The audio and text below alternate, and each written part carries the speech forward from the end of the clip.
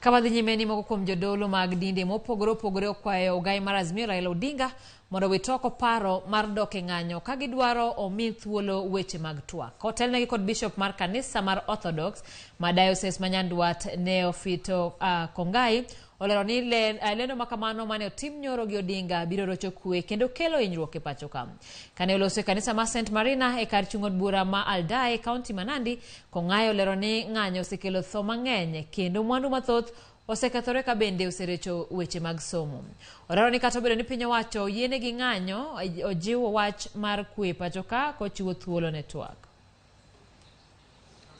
Wakati wa maandamano tunapoteza uhai, wakati wa maandamano watoto wetu hawaendi kwa shule, wakati wa maandamano mali yanaharibiwa, na kwa hivyo sisi kama kanisa la Orthodox tunasema kwamba mambo hayo yapate kukoma, na ni vizuri kwamba rais amepeana mwelekeo kwamba waweze kuzungumza na watu wa opposition, walete mambo yao kwa meza, wasungumuzie ili kwamba wakaweze kufikia uamuzi ambayo ni bora na kuelewana.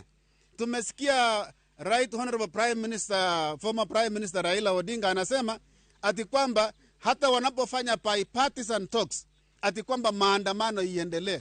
Mambo kama hayo tunaikataa kabisa kama kanisa. Wasungumuze kwanza alafu tuone matokeo yake.